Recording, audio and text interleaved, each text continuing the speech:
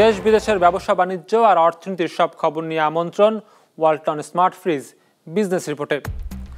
অর্থনীতির চাহিদা বিবেচনায় বাজেটের আকার ছোট, কর অব্যাহতিতে কাটছাঁটের তাগিদ। দেশের প্রথম ক্লাউড সিস্টেম চালু করল সরকার, সেপ্টেম্বরে আসছে এআই আইন। চলতি গ্রীষ্মে কোমল পানীয়র বিক্রি বেড়েছে দ্বিগুণ হারে, রাত দিন সচল কারখানাগুলো। এমন সব খবর নিয়েই আমাদের আজকের আয়োজন। ওয়ালটন ফ্রিজ কিনে অনেকের মতো আপনিও হয়ে যেতে পারেন মিলেনিয়াল, সেরা পণ্যের সেরা অফার। অর্থনীতির চাহিদা বিবেচনায় দেশের বাজেটের আকার আরও বড় হওয়া প্রয়োজন, আর তা নিশ্চিত করতে রাজস্ব আদায় বাড়ানোর বিকল্প নেই বলে মনে করে বেসরকারি গবেষণা সংস্থা পলিসি এক্সচেঞ্জ অব বাংলাদেশ। সংস্থাটির মতে আয় বাড়াতে কর অব্যাহতির সুবিধা কাটছাঁট করতে হবে সরকারকে। সোমবার রাজধানীতে আসছে 2024-25 অর্থবছরকে সামনে রেখে এক প্রাক বাজেট আলোচনায় এসব প্রস্তাব তুলে ধরে সংস্থাটি। আসছে 2024-25 অর্থবছরের বাজেট হতে পারে 7,96,000 কোটি টাকার, যা চলতি অর্থবছর থেকে 35,000 কোটি টাকার মতো বেশি। যদিও পলিসি এক্সচেঞ্জ বাংলাদেশ বলছে দেশের বাড়তে থাকা অর্থনীতির সাথে সামঞ্জস্য রেখে আরও বড় হওয়া দরকার বাজেটের আকার। ছোট আকারের বাজেট দিয়ে আমরা আগামী দিনে হয়তো এই বছরটায় আমাদের ইনফ্লেশনারি প্রেশার ম্যানেজ করার জন্য প্রয়োজন, কিন্তু আগামী দিনগুলোয় কিন্তু আমরা যেখানে যেতে চাই আপার মিডল ইনকাম কান্ট্রি, সেখানে এই ছোট সাইজের বাজেট দিয়ে আমরা যেতে পারবো না। তবে ব্যয় বাড়ানোর ক্ষেত্রে বড় বাধা প্রয়োজন মতো আয় না থাকা। সরকার এখন যে রাজস্ব আয় করে তা দিয়ে ব্যয়ের 2/3 পূরণ করা যায়। বাকি 33% অর্থই ধার করতে হয় বৈদেশিক ও অভ্যন্তরীণ উৎস থেকে। তাই রাজস্ব আদায় বাড়ানোর তাগিদ দেওয়া হয় আলোচনায়, যার জন্য নির্দিষ্ট কিছু খাতে কর অব্যাহতি বন্ধ করার পরামর্শ দেওয়া হয়। এনবিআর এর হিসাব অনুযায়ী 1,10,000 কোটি টাকা আমাদের বছরে কর অব্যাহতি আছে। কর অব্যাহতি যেমন digital economy sector, ICT sector overall, তার জন্য হয়তো আরও কিছুদিন আমাদের চালাতে হবে, কারণ সেক্টরটা রিলেটিভলি নিউ আমাদের দেশে। কিন্তু যেই সেক্টরগুলো 2 দশক 2.5 দশক ধরে পেয়ে আসছে, তাদের হয়তো আস্তে আস্তে আমরা এখন ট্যাক্স এক্সেমশনের ফেজ আউট করতে পারি। হয়তো একদিনেই শূন্যতে না এনে সেটা হয়তো আমরা একটা কারোর জন্য 2 বছরের, কারোর জন্য 5 বছরের, ডিজিটাল ইকোনমির জন্য হয়তো আরেকটু লম্বা সময়ের জন্য আমরা করতে পারি। একইভাবে আমাদের যেই সেক্টরগুলো থেকে রেভিনিউ আসছে খুব বড়, সেই সেক্টরগুলোকে আরও কীভাবে লেভারেজ করা যায় সেটাও আমাদেরকে দেখতে হবে।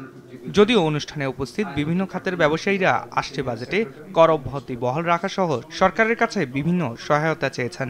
এবার বাজেটে এমন একটা প্রভিশন রাখতে হবে যার ফলে এই সেক্টরটা উজ্জীবিত হবে অথবা আরও বেশি গতি পাবে।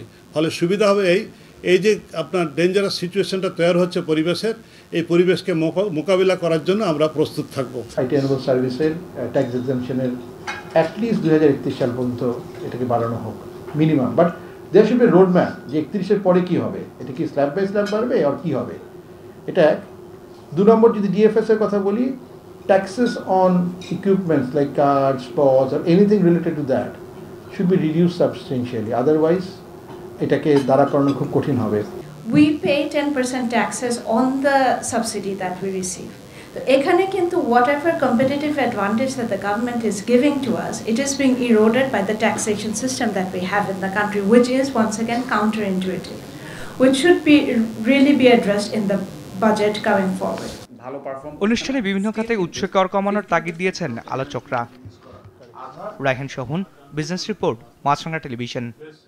দক্ষিণ এশিয়ার প্রথম দেশ হিসেবে বাংলাদেশ সরকারের ক্লাউড সিস্টেম চালু করা হয়েছে।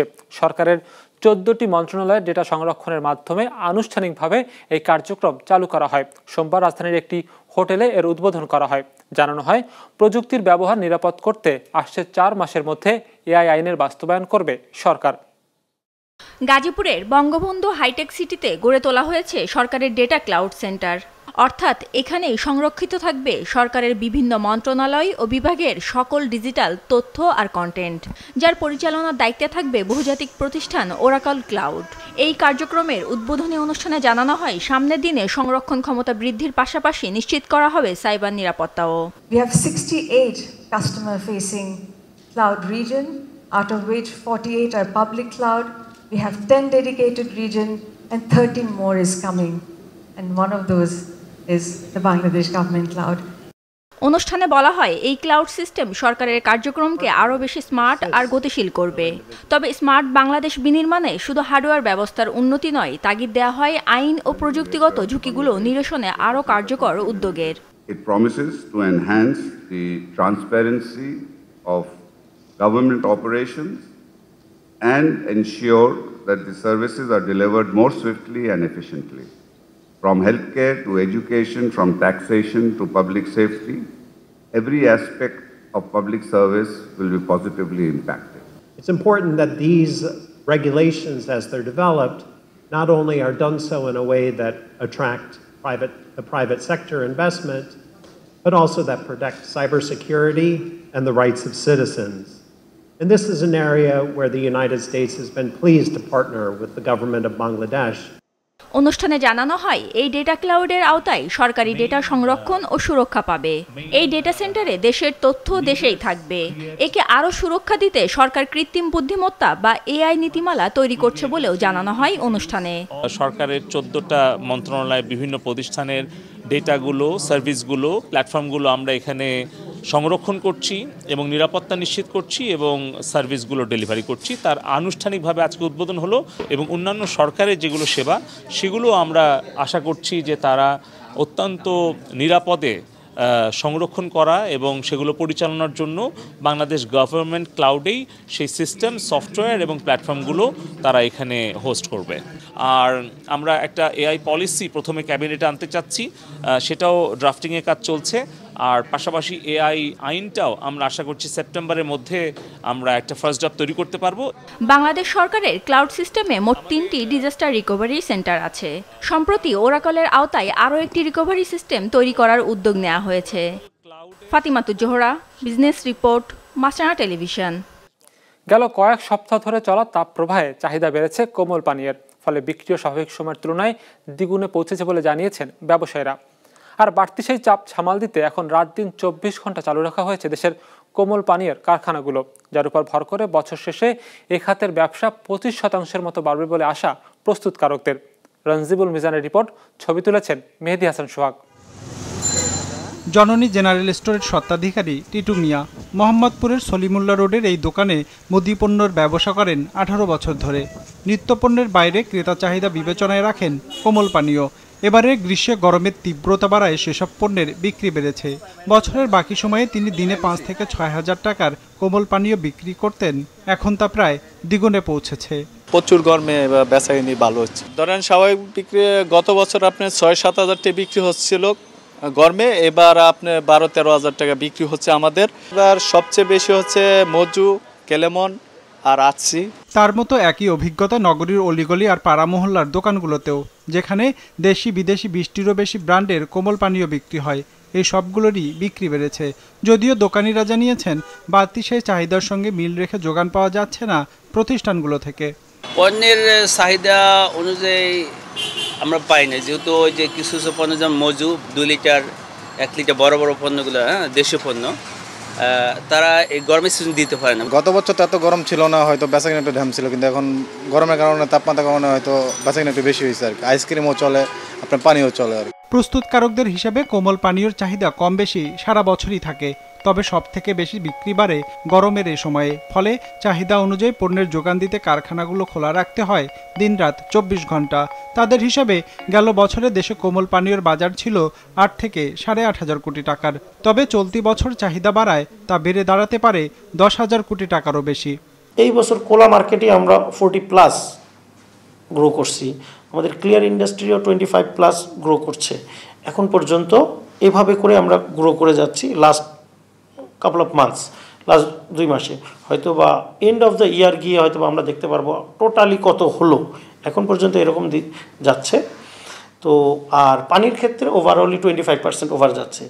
আমি যদি আমাদের ইন্ডাস্ট্রির কথা চিন্তা করে, আমার কোম্পানির কথা যদি চিন্তা করে, আমরা ওভারঅল 12 বা 13% গ্রো আমরা এই বছর ইনশাল্লাহ করতে পারবো আশা করি।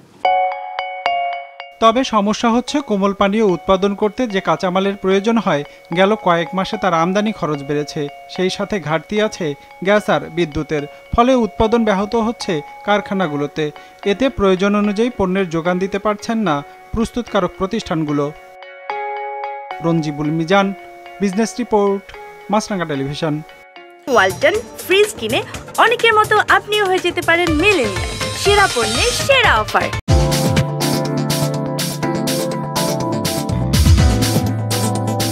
ইতিবাচক ধারায় লেনদেন শেষ হয়েছে ঢাকার শেয়ার বাজারে।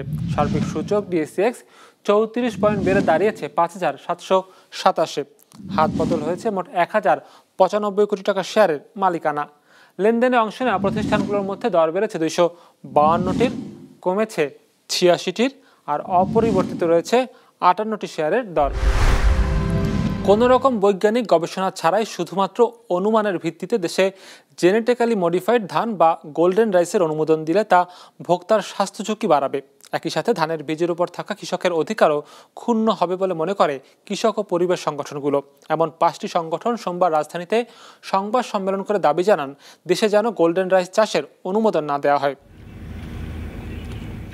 ব্রি-29 দেশের কৃষকদের মাঝে অতি জনপ্রিয় এক ধান। সেই ধানে ভুট্টার জিন ঢুকিয়ে জেনেটিক্যালি ইঞ্জিনিয়ারিং এর মাধ্যমে নতুন এক ধান উদ্ভাবন করা হয়েছে, নাম গোল্ডেন রাইস। দাবি করা হয় এর মাঝে আছে ভিটামিন এ, তবে তা অনুমান নির্ভর। আর তার উপর ভিত্তি করেই দেশে গোল্ডেন রাইস চাষের অনুমোদনের প্রক্রিয়া শুরু হয়েছে। বাংলাদেশে তোড়জোড় চলছে যে গোল্ডেন রাইসের জেনেটিক্যালি মডিফাইড গোল্ডেন রাইসের অনুমোদন দিতে হবে।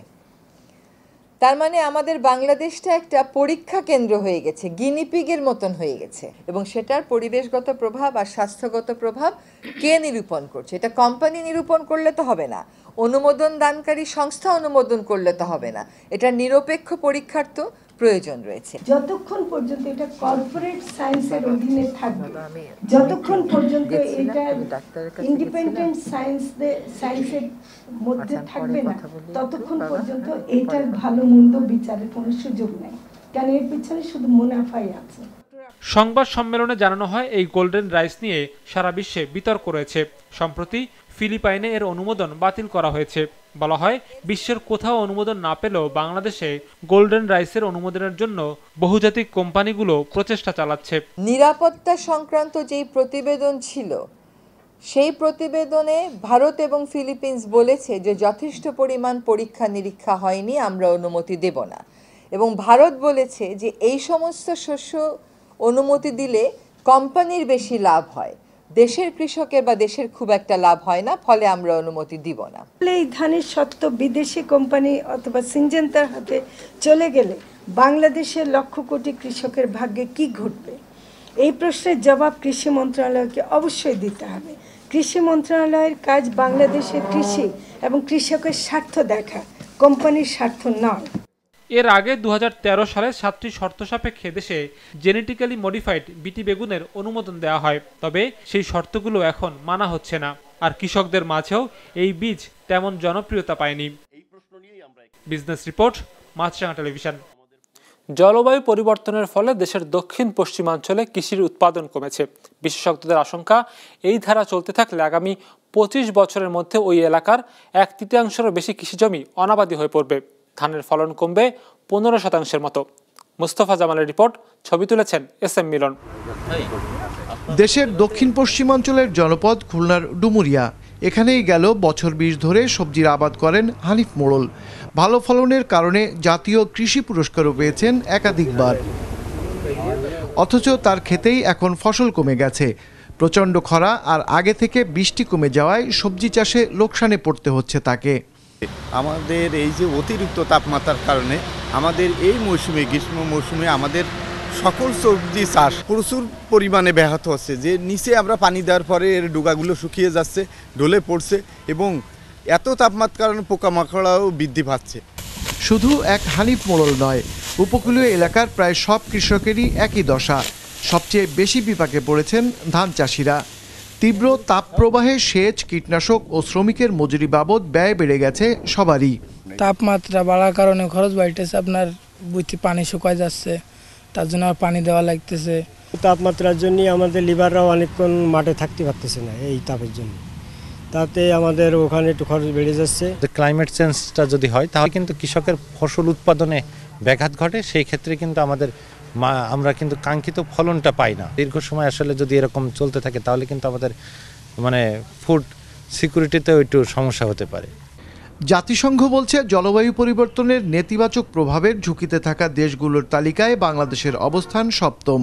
আর বিশ্বব্যাংকের হিসেবে প্রাকৃতিক দুর্যোগে 2050 সাল নাগাদ মোট দেশজ উৎপাদন বা জিডিপিতে কৃষির অবদান কমতে পারে 1/3, কেননা এই সময়ে শুধু এক দক্ষিণ পশ্চিমাঞ্চলেই 40% কৃষি জমি অনাবাদি হয়ে পড়বে। ইরিগেশনের জন্য ফিউয়েল কস্ট বাড়তেছে, তারা লেবার সাপ্লাই পাচ্ছে না, যে আবার অন্যদিক থেকে চিন্তা করলে তারা যে লোনটা পেতে পারতো, ফর্মাল ইনস্টিটিউশনগুলো কিন্তু তাদেরকে লোন প্রোভাইড করতে পারছে না। এর পিছনে কয়েকটা কারণ হিসেবে আমরা দেখতে পারি যে ফার্মারদের কোনো ক্রপ ইন্স্যুরেন্স নাই।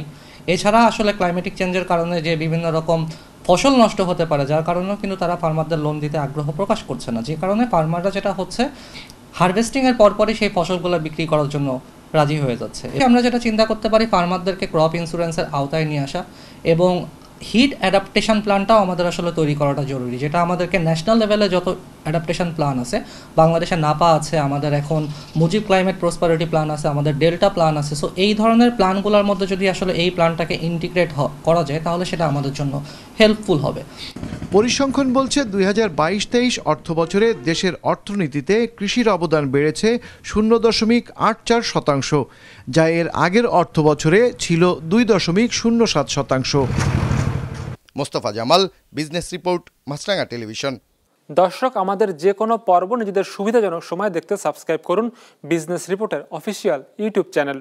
ফেসবুক পেজে লাইক দিয়ে আপডেট থাকুন ব্যবসা বাণিজ্যের আলোচিত সব ঘটনা সম্পর্কে। আর আপনাদের মতামত জানান কমেন্টস অথবা ইনবক্সে। আজ এটুকুই, বিদায় নিচ্ছি, ভালো থাকবেন।